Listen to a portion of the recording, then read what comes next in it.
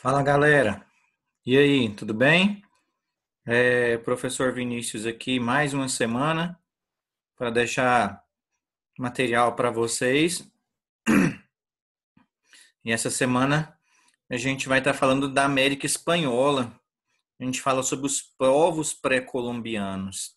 E aí eu vou destacar Incas, Maias e Astecas nas próximas duas, três aulas, ok?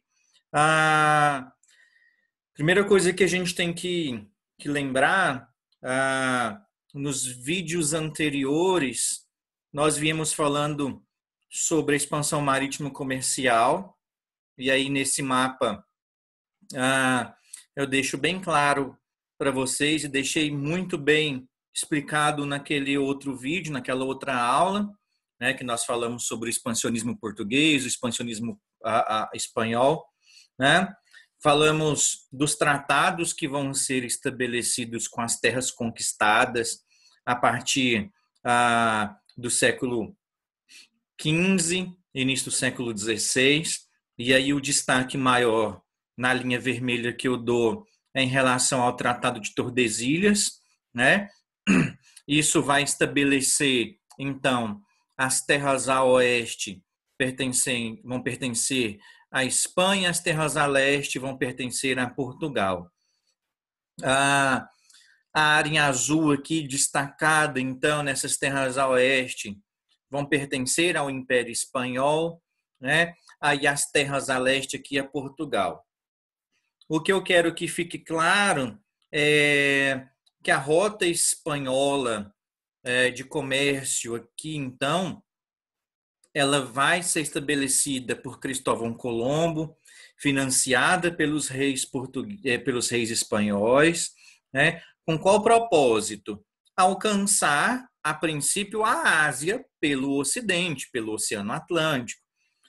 A grande questão acerca das navegações espanholas é a descoberta da América em 1492. E aí, lembrando que essa descoberta, entre aspas, é claro, né? Por Cristóvão Colombo. Importante a gente pensar que a partir do momento do contato, então, dos espanhóis com os povos nativos, essa relação ela muda totalmente, ok?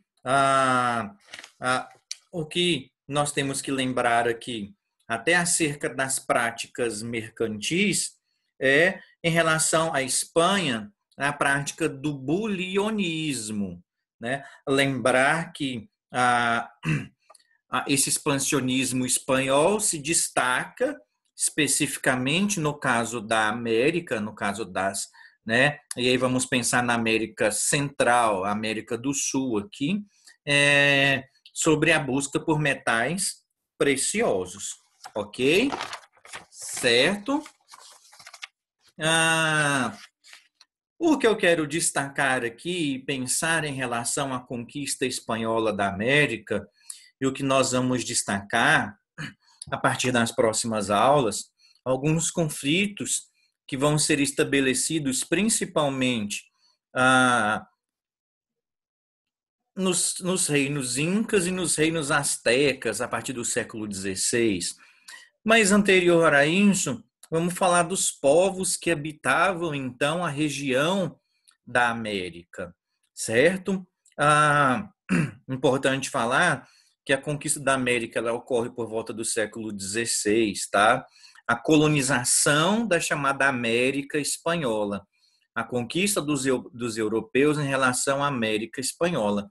No mapa à esquerda de vocês, eu já destaquei, então, de vermelho aí, as regiões que vão pertencer à Espanha e que vão ser domínios espanhóis, ok?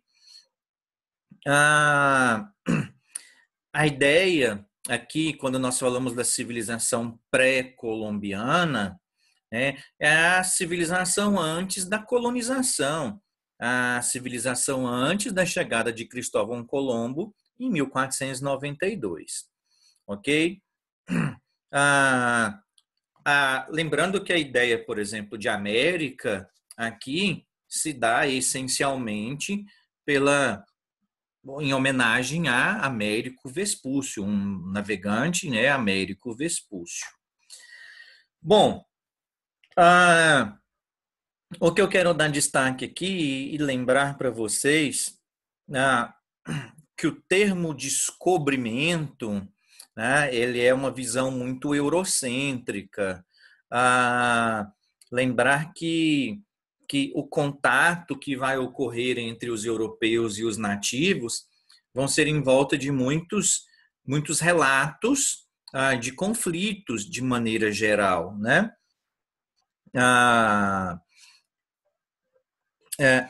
Por exemplo, quando a gente fala de descoberta ou de achamento da América, é uma visão que se tem em relação ao que o europeu pensava do chamado Novo Mundo. Daqui a pouco nós vamos discutir um pouquinho sobre isso.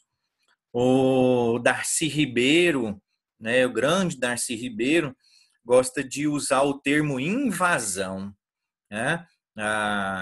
Lembrando que mesmo antes da chegada desses povos europeus, você tinha uma quantidade de nativos de diversas origens, de diversas etnias que se estabeleceram ao longo do continente americano, ok?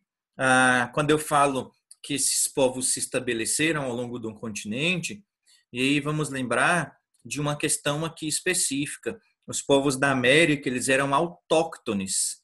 O que significa isso? Não são povos originários da região. Aí já existem estudos que comprovam que muitos vieram de outras regiões, incluindo da Ásia, justificando, por exemplo, aquela relação do povoamento do continente americano, a travessia pelo Estreito de Bering, né, o que provocou a origem dos povos americanos, ok? A ideia aqui é pensar como esses povos não são de origem especificamente americana, por isso existia na América essa diversidade étnica, cultural, religiosa. Por isso é que justifica aqui o fato desses povos não serem iguais.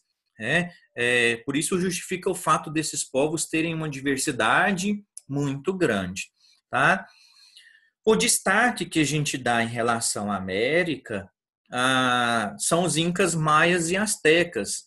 Tinham um processo de desenvolvimento cultural, científico, muito elevado em relação aos outros povos nativos. É isso que a gente tem que entender. Por isso a gente dá o destaque na América para incas, maias e astecas. Ok?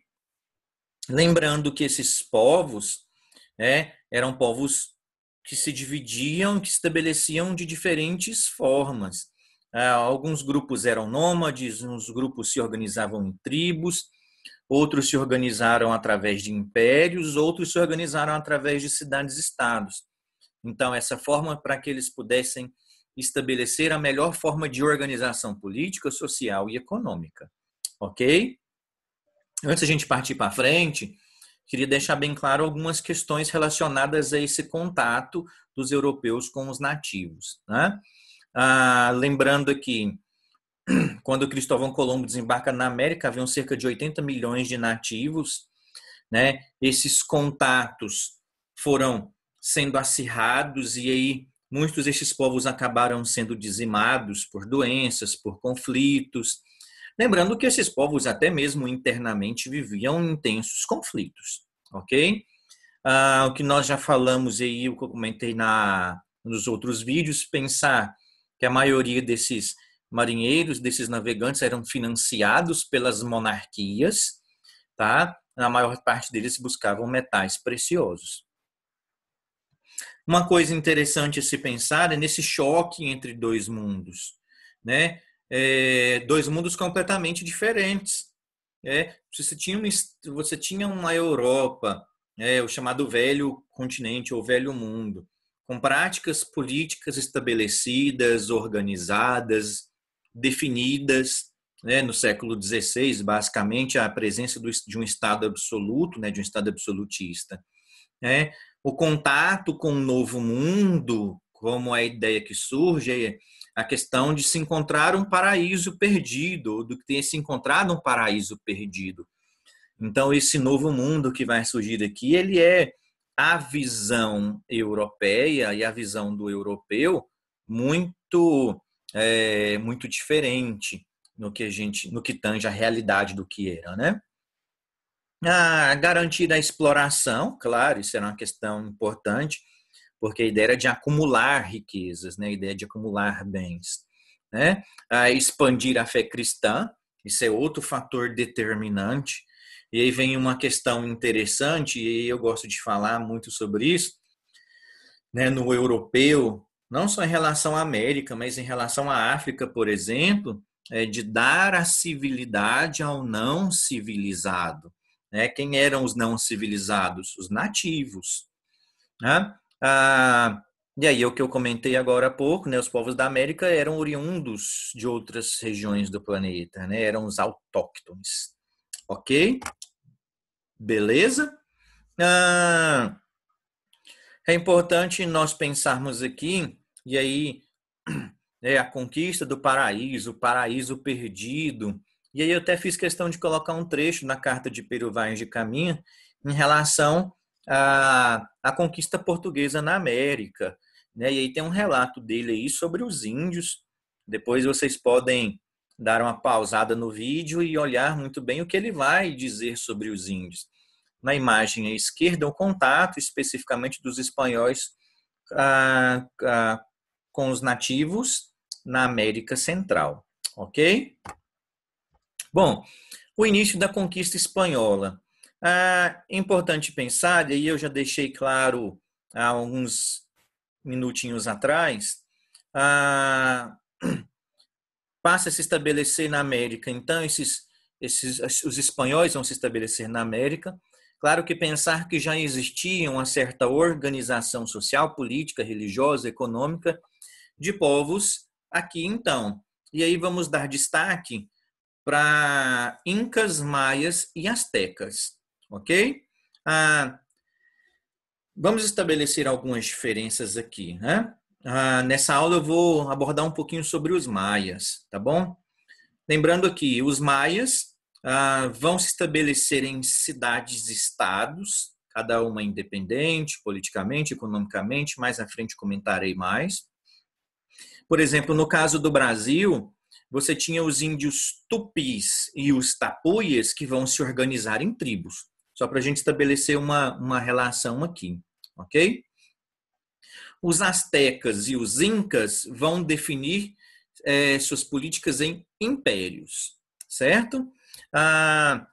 Maias e astecas vão ser os chamados povos mesoamericanos, tá? Vão se estabelecer aqui na América Central e na região do México, ok? Os incas vão ser os chamados povos andinos, vão se estabelecer no sul da América, mais precisamente na chamada Cordilheira dos Andes. Estabelecia aqui, então, os maias na América Central, os astecas no México e os incas na Cordilheira dos Andes. Bom, a civilização maia, como eu já disse, ela vai se estabelecer na região da América Central, tá? Onde hoje são Guatemala, El Salvador, Honduras, Belize, tá? Os maias, politicamente, viviam e se organizavam em cidades-estados. Essas cidades-estados eram independentes, o poder era descentralizado, cada cidade era autônoma e tinha seu próprio governante, tá? De maneira geral, essas cidades-estados, esses governantes eram reis, tá? Todas as decisões políticas eram submetidas à religiosidade. Então, até coloquei na imagem abaixo, do lado direito de vocês, que havia um centro urbano religioso. eram nesses locais que a autoridade religiosa tinha em mãos todo o conhecimento científico fundamental para a organização da cidade. Por isso é importante eu dizer que as cidades-estados maias, elas formavam monarquias teocráticas, ok? Monarquias teocráticas. Existia uma relação muito conflituosa entre essas cidades-estados, por isso elas não conseguiram estabelecer uma harmonia e uma união política entre elas, certinho? Um outro detalhe em pensar nos maias é em relação à sociedade. A sociedade ela era organizada em torno de castas, né? E esse posicionamento social era o que determinava qual era a classe que o indivíduo pertencia. Então, desde o nascimento, o indivíduo pertencia àquela casta e aquilo não mudava de forma alguma. A economia ela era baseada na agricultura, principalmente na agricultura de irrigação, na agricultura de regadio. A base alimentar era o milho, o feijão, a abóbora, a batata. O uso da terra era comunal, tá? De maneira geral, a terra pertencia ao Estado, mas os indivíduos trabalhavam, mas eram obrigados a pagar impostos, ok? A religião, né, a religiosidade, esses maias eram politeístas, os deuses eram antroposomórficos, quer dizer, assumiam formas de animais. Existia uma questão muito forte em relação à religiosidade maia, né, na crença desses deuses, na relação com a natureza. Tá? Só um detalhe em falar da questão da sociedade, lembrando que a servidão, existia uma ideia de servidão, a servidão ela era coletiva, ok? Aqui eu abordei um pouquinho sobre os maias, sobre a questão da conquista espanhola. Nas próximas aulas eu vou fazer um resgate sobre os incas e os astecas. Valeu? Qualquer coisa, estamos por aí. Valeu, galera. Um abraço, até a próxima.